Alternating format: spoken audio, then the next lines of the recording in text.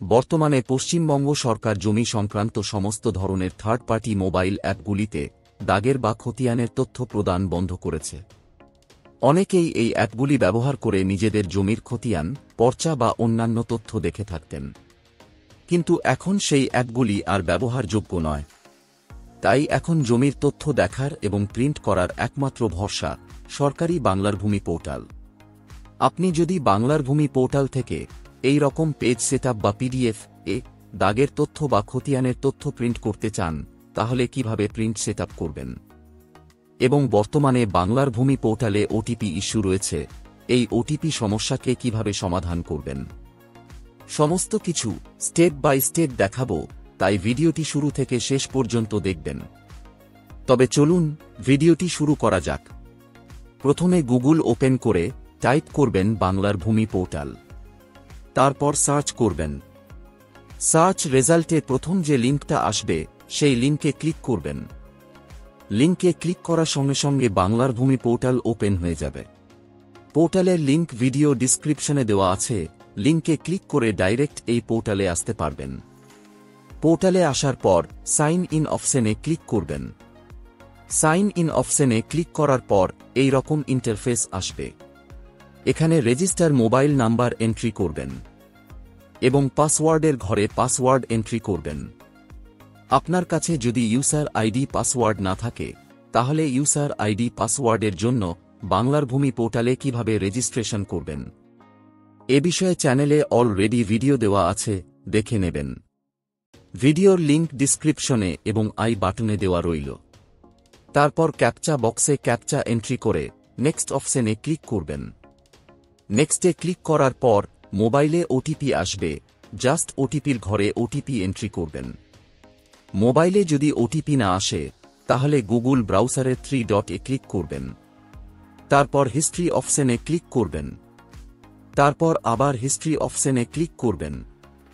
হিস্ট্রিতে click করার পর এই রকম ইন্টারফেস আসবে, জাস্ট ডিলিট ব্রাউজিং ডাটা অপশনে ক্লিক করবেন।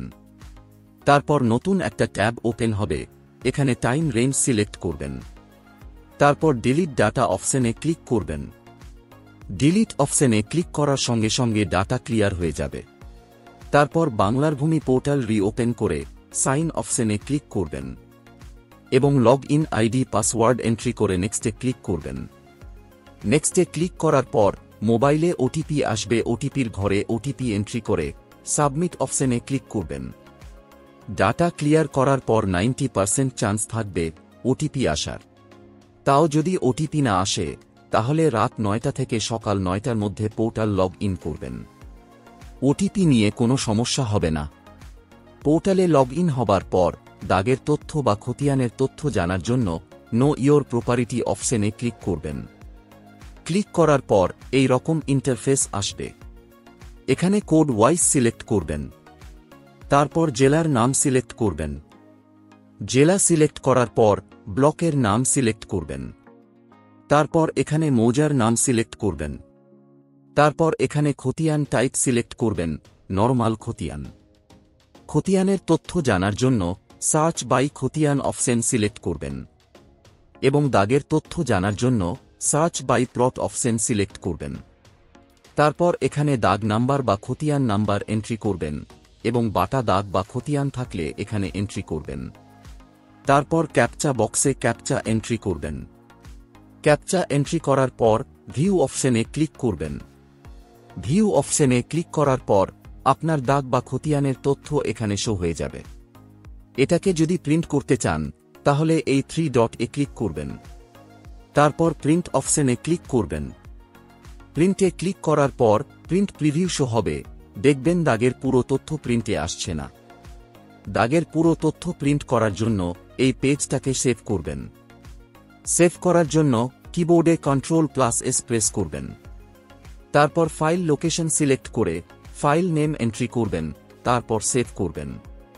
তারপর সেভ করা ফাইলের উপর রাইট ক্লিক করে open with Microsoft office word অপশনে ক্লিক করবেন।